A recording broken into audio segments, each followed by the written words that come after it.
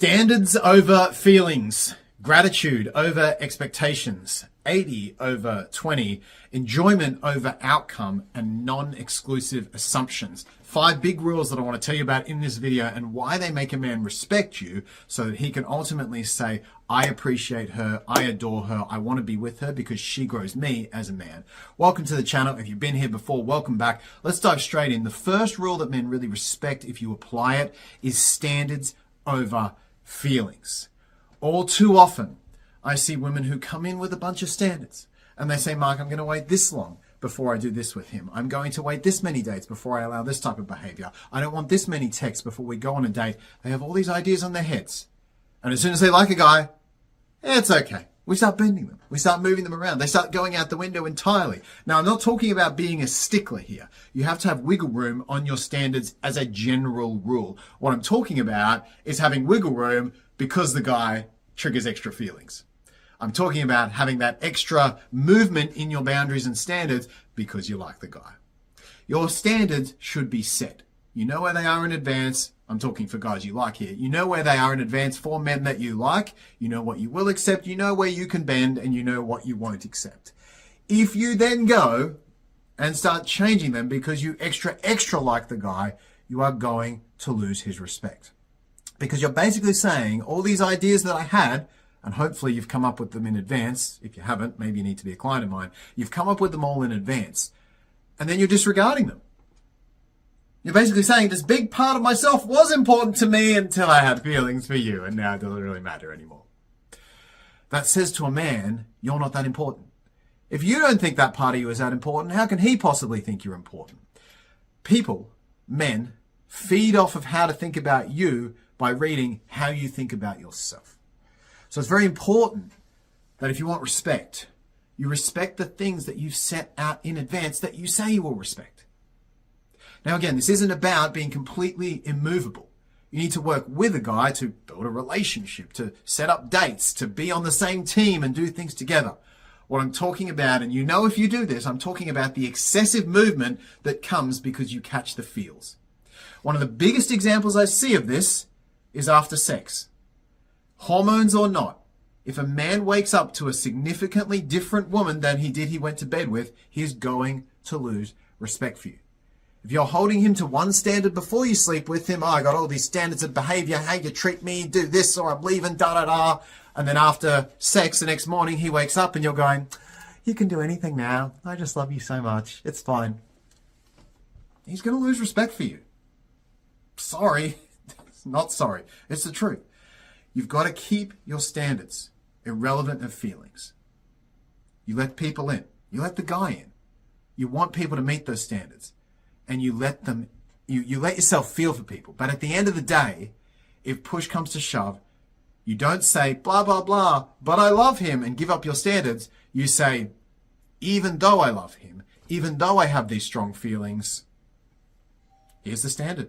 Number 2, 80 over 20. The 80-20 rule states that you take 80% of your opinion about a man, whether you should continue seeing him, whether he's a good guy for you, whether he's someone you want to move forward with, from the last 20% of the time you've known him. I can't tell you how many clients I see. A guy starts really well. He's doing great things in the first few weeks. And 4 months later, after 3 months of blare, the client's still talking about him. I'm like, how did you not get rid of this guy 8 weeks ago? She says, well, you know, he behaved really well at the start, Mark. He was putting in a lot of effort and blah, blah, blah. I'm like, yeah, I get that.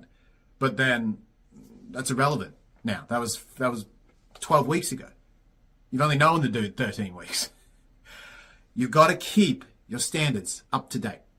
If you don't, you become like an internet browser that hasn't refreshed in a long time. And you're still showing the 2020 website trying to get it to work. When you update your standards by the last 20% of the time you've known him, you'll see, wait a minute, would I actually want to be with this guy based on the last 20% of the time we've been together? He's been in my life 5 weeks. Would I date him if he treats me the way he's treated me in just the past week? If you've been with him 5 months, would I date him based on how he's treated me in just the past month? A lot of women kind of get jammed up on this because they get stuck. They forget to refresh from earlier in the relationship. And I'm telling you, you got to keep refreshing because a man is always taking feedback from you in real time. So if all of the more recent feedback is you don't need to try out hard and I'll still be into you.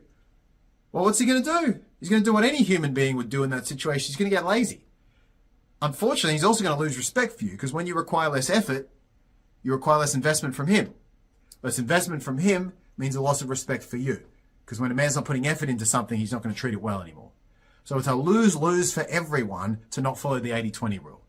Take 80% of your opinion about a man from the last 20% of the time that you've been seeing him. Number 3 is gratitude over expectations. There's not enough gratitude in this world. We all find problems with everything, don't we? Stay in gratitude. It is a much, much nicer energy than expectations. A simple example of this is on the date.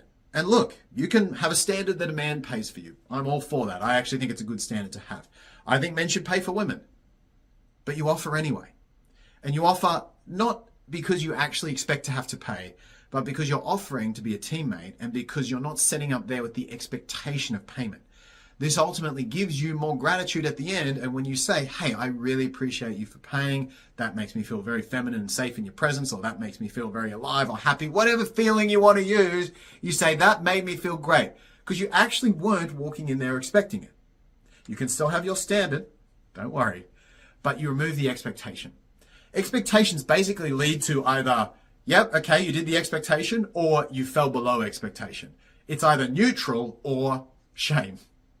Gratitude leads to either neutral or positive. Hey, either it didn't happen, cool, that was the baseline anyway, or it did happen, and I'm grateful to you. I appreciate you. And there is no greater sign of a positive relationship indicator, positive, healthy relationship indicator, than is ongoing gratitude for each other. Gratitude, appreciations. My wife and I, Sam and I, do this, and I can tell you, when we do it, if we drop the habit, our relationship doesn't go as well as when we're consistently on top of our gratitudes and appreciations.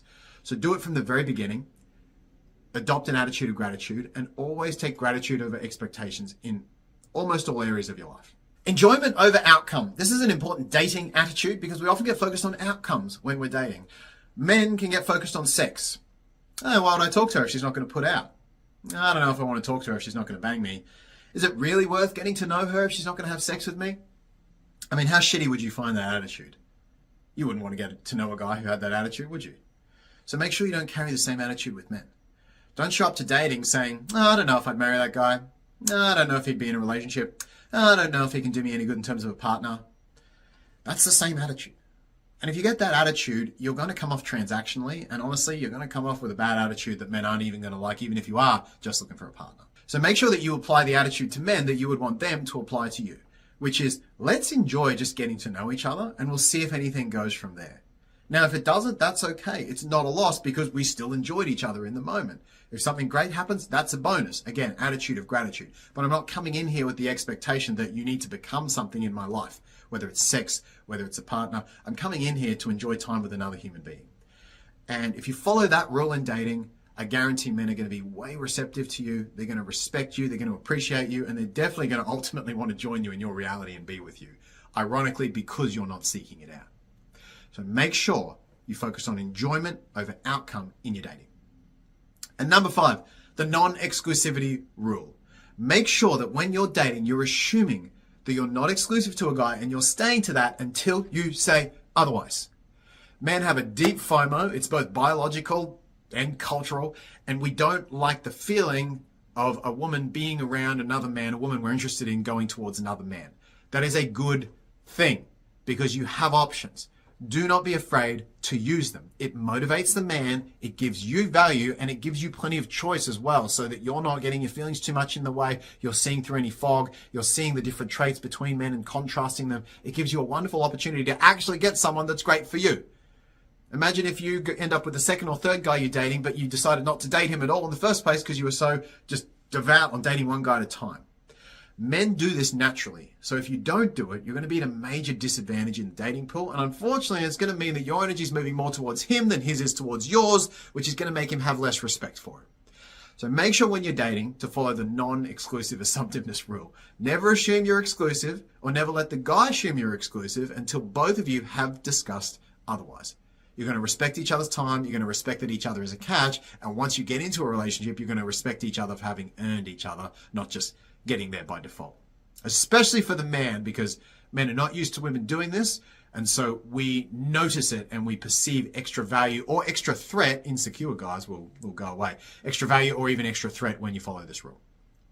So those are 5 big rules to keep respect from men in dating. Post in the comments below if you have thoughts. I'd love to hear them. If you want to book a call with me to meet your own guy through the process, I got my no man, no fee guarantee. Hit the booking link in the description of the video. And otherwise, hit the subscribe button and the little bell. I'll see you in the next video.